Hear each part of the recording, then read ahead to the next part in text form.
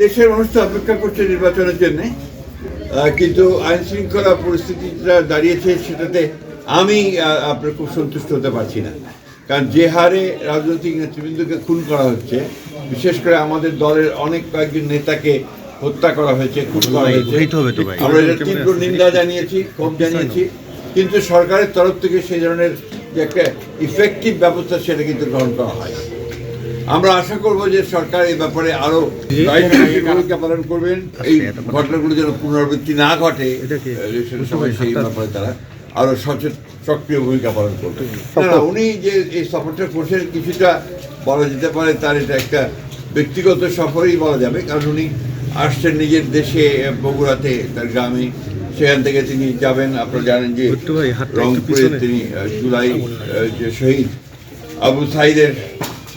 আবু সাইদের আপনার কবর জিয়ারত করবেন, সেখান থেকে তিনি দিনাজপুরে যাবেন তার নানির কবর জিয়ারত করতে, সেখান থেকে তিনি আসবেন। আপনারা জানেন যে ঠাকুরগাঁতে আমাদের এখানে কয়েকজন শহীদ আছেন, তার মধ্যে একজন শহীদের কবর তিনি জিয়ারত করবেন, এবং পরে দেশনেত্রী বেগম খালেদা জিয়ার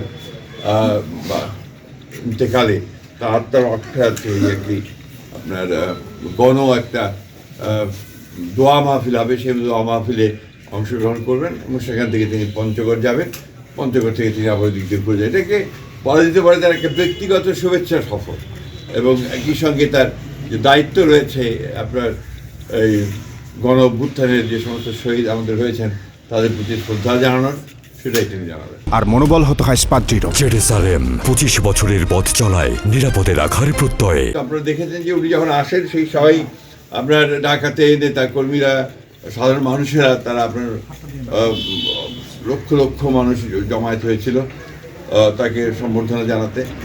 এখন এই যখন তিনি গ্রামাঞ্চলে আসছেন, জেলাগুলোতে আসছেন, স্বাভাবিকভাবেই জেলার নতুন নেতাকর্মীরা তারা অনেক বেশি উজ্জীবিত হবেন।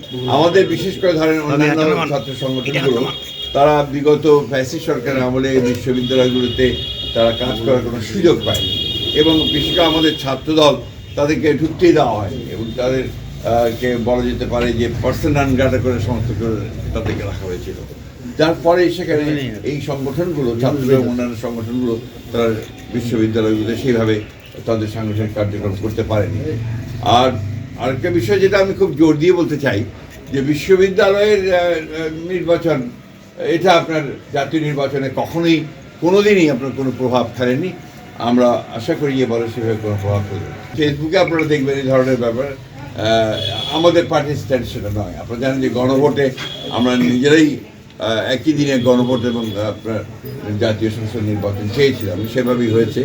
এবং এই সংসদের আপনার যে সংস্কারগুলো নিয়ে গণভোট হচ্ছে, সেই সংস্কারগুলো তো আমারই আপনার বহু আগে আপনার 2016 সালে এবং 2023 সালে 16 দফার মাধ্যমে আমরা সেটা জাতিসংঘের প্রস্তাব তুলে ধরেছি। কিন্তু সংস্কার তো আমাদের মজ্জাগত, সংস্কারকে চলমান প্রক্রিয়া, সেখানে সংস্কার থাকবে, সেখানে না বলার তো কোনো কারণ আছে বলে আমার কাছে মনে হয়। কয়েকজনের উপরে আক্রমণ হয়েছে, সেই কারণে হয়তো আমাদের বা অন্যান্য রাজনৈতিক দলেরও কিছু নেতা সেটা একটা সিকিউরিটির জন্য তারা নিতে পারেন।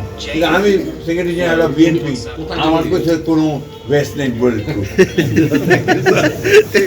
দেখবেন যে প্রেসিডেন্ট শেখ জিয়া রহমান সাহেব এই অবহেলিত অঞ্চলগুলোকে আপনার অ্যাডভান্স করার জন্য, তাদের শিল্পায়িত করার জন্য আপনার রাজশাহী ডিভিশন ডেভেলপমেন্ট অথরিটি করেছিলেন, বোর্ড করেছেন, দুঃখিত বোর্ড করেছেন। তার ফলে কিন্তু তখন বেঙ্গলে অনেকগুলো শিল্প স্থাপন হয়েছিল এবং উন্নয়নের কাজ অনেক এগিয়ে গিয়েছিল। সেই দৃষ্টিভঙ্গিতে নিঃসন্দেহে আমাদের তারেক রহমান সাহেবও সেভাবেই চিন্তা করবেন। আমাদের নেতা এবং ভবিষ্যতে যদি আমরা সরকারে আসতে পারি, তাহলে অবশ্যই আপনার এই সমস্ত পিছিয়ে পড়া অঞ্চলগুলোকে অনেক বেশি অগ্রাধিকার